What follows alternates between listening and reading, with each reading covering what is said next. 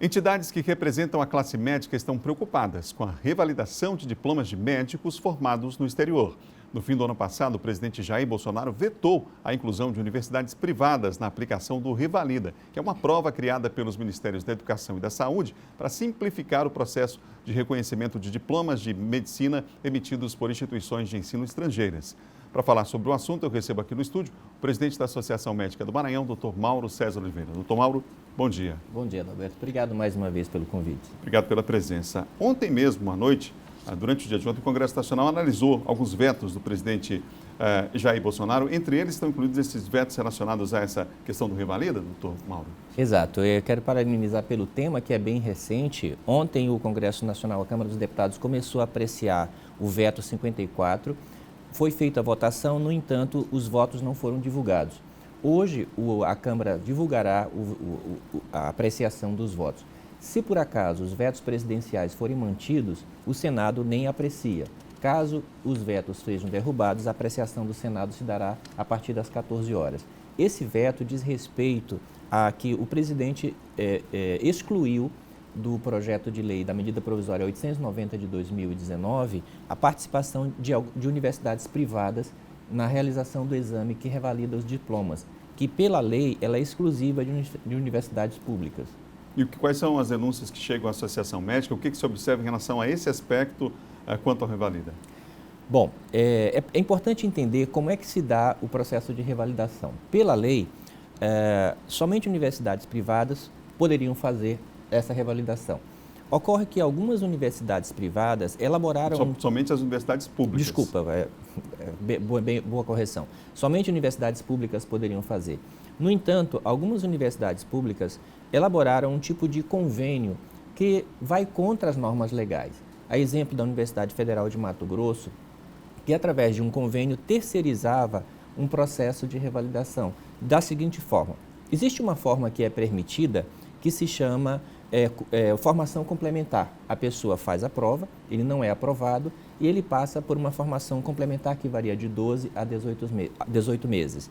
E isso estava sendo terceirizado para algumas universidades privadas mediante o pagamento de valores que variam de 100 a 150 mil reais para entidades atravessadoras que alocavam esses alunos em universidades privadas através desse convênio formado, por exemplo, com a Universidade de Mato Grosso do Sul. Ou seja, virou um grande comércio aí. Exato. E esses alunos, nenhum deles havia reprovação. E uma coisa interessante de se citar é que algumas universidades privadas que recebiam esses alunos nem curso de medicina tinham. E, no entanto, faziam um convênio com certas universidades públicas para que, a exemplo de Mato Grosso do Sul, a exemplo da Universidade Federal de Mato Grosso, para que pudessem acompanhar esses alunos. Esse acompanhamento, muitas vezes, ele era feito através de quarteirização com prefeituras. Da seguinte forma, a universidade pública repassava o aluno para uma universidade privada, muitas vezes fora do estado onde ela está localizada. Essa universidade privada colocava o aluno num posto de saúde de uma prefeitura, sem acompanhamento, apenas exercendo a medicina legalmente, uma vez que ele já não tinha CRM, e depois de 12 a 18 meses ele recebia um aval de que ele estava capacitado, fez uma prática para que pudesse se formar. E então ele era encaminhado de volta para receber o diploma. Quer dizer, uma forma totalmente irregular e contra as normas legais. Quais os riscos de uma situação como essa? Quer dizer, a gente está falando aqui da preocupação de entidades médicas, mas na verdade a preocupação é de toda a sociedade, né? É verdade. Não existe nenhum corporativismo das entidades médicas em querer fazer uma reserva de mercado. Existe uma preocupação de que todo médico formado no exterior, ele tem o direito, os médicos brasileiros formados no exterior têm o direito de exercer a medicina aqui, desde que comprove regularmente a sua capacidade. Existem universidades de qualidade na Argentina, na Bolívia, no Paraguai, mas também existem universidades como, por exemplo, na cidade de Pedro Juan Cabaleiro, na fronteira com o Brasil, existem mais de 12 universidades de medicina numa cidade do tamanho de Santa Inês. E o que é mais interessante, muitas das universidades que têm 90% de alunos brasileiros não são reconhecidas pelo Ministério da Educação do Paraguai.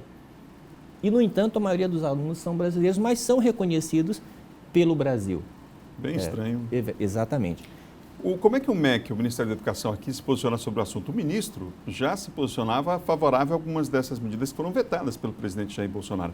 O MEC tem um controle hoje dessa situação, pelo que se vê, pelo que a associação tem entrado em contato, enfim, com o próprio Ministério? Há um controle? Recentemente, a direção da Associação Médica Brasileira, da qual eu faço parte da direção nacional, tivemos uma audiência com o ministro da Saúde, Abraham Van Traub. Da Educação. Desculpa, da Educação, para que ele ficasse mais a par da situação.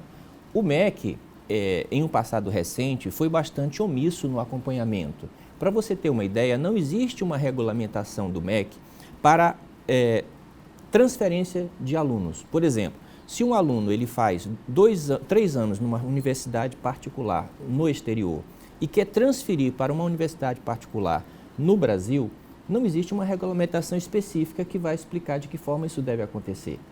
E uma outra denúncia que foi apurada pela Associação Médica Brasileira, inclusive essas coisas estão sendo frutos de uma investigação da Polícia Federal, é que algumas universidades estrangeiras, quando iam conceder uma transferência, mediante pagamento, eles faziam um upgrade de graduação. Ou seja, o aluno ele poderia cursar 2 anos no exterior e pegava uma transferência para cá e pagava valores que variam em torno de R$30 mil por semestre e na transferência vinha como se ele já tivesse cursado 3 ou 4 anos quando ele só fez 2. Então virou de fato um comércio para algumas formas de regulamentação que não têm sido acompanhadas satisfatoriamente pelo Ministério da Educação.